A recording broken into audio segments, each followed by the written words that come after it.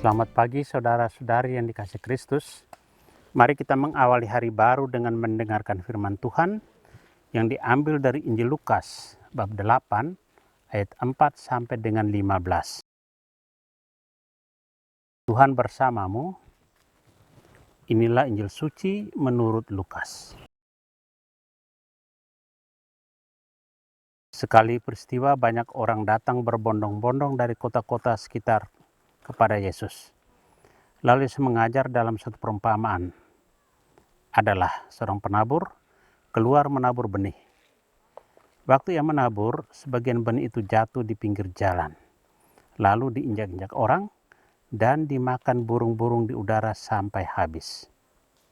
Sebagian jatuh di tanah yang berbatu-batu dan tumbuh sebentar, lalu layu karena tidak mendapat air. Sebagian lagi jatuh di tengah semak duri, sehingga terhimpit sampai mati oleh semak-semak yang tumbuh bersama-sama. Dan sebagian jatuh di tanah yang baik, lalu tumbuh dan berbuah 100 kali lipat. Sesudah itu Yesus berseru, barang siapa mempunyai telinga untuk mendengar, hendaklah mendengar. Para murid menanyakan kepada Yesus maksud perumpamaan itu. Yesus menjawab, kalian diberi karunia mengetahui rahasia kerajaan Allah, tetapi hal ini diwartakan kepada orang lain dalam perumpamaan, supaya sekalipun memandang mereka tidak melihat, dan sekalipun mendengar mereka tidak mengerti. Inilah arti perumpamaan itu. Benih itu ialah sabda Allah. Yang jatuh di pinggir jalan ialah orang yang telah mendengarnya, kemudian datanglah iblis lalu mengambil sabda itu dari dalam hati mereka, supaya mereka jangan percaya dan diselamatkan. Yang jatuh di tanah yang berbatu-batu ialah orang yang setelah mendengar sabda itu, menerimanya dengan gembira, tetapi mereka tidak berakar.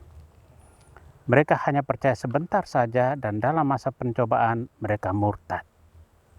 Yang jatuh dalam semak duri ialah orang yang mendengarkan sabda itu dan dalam pertumbuhan selanjutnya mereka terhimpit oleh kekhawatiran, kekayaan, dan kenikmatan hidup sehingga tidak menghasilkan buah yang matang. Yang jatuh di tanah yang baik ialah orang yang mendengar sabda itu dan menyimpannya dalam hati yang baik dan menghasilkan buah dalam ketekunan. Demikianlah sabda Tuhan. Saudara-saudari yang dikasihi Kristus, tema yang kita renungkan hari ini adalah mendengarkan sabda Tuhan. Hari ini Yesus memberikan perumpamaan tentang mendengarkan yang membuat hidup selamat. Mendengarkan yang dimaksud adalah mendengarkan Tuhan yang bersabda.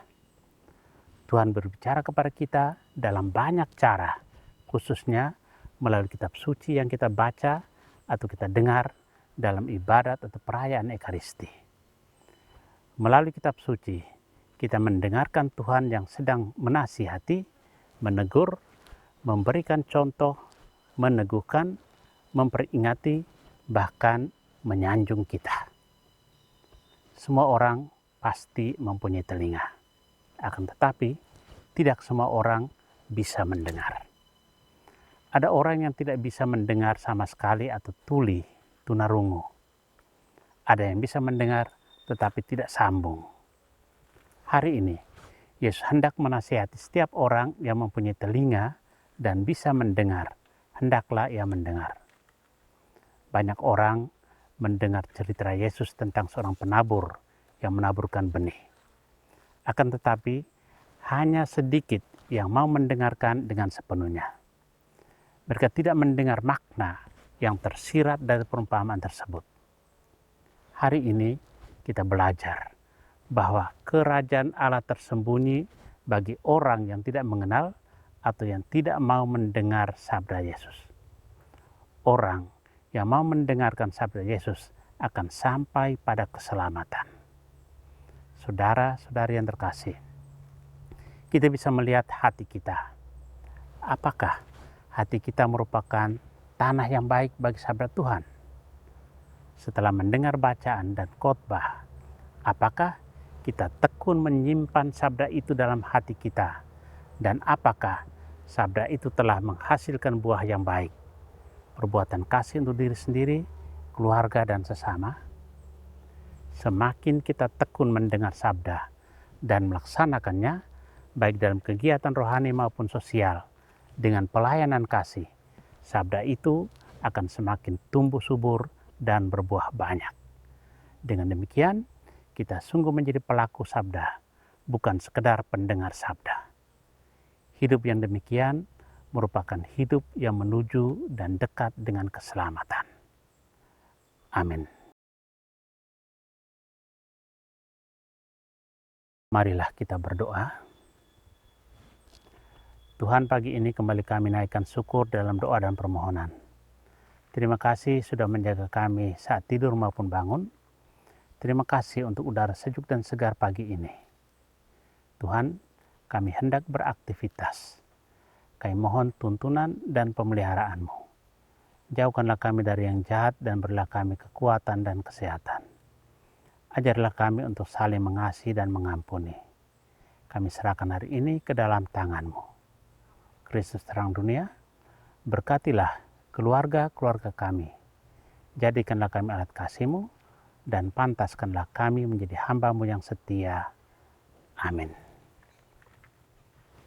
Tuhan bersamamu.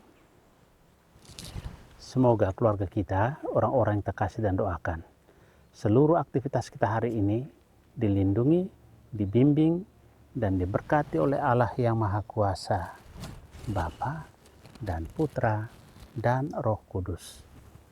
Amin.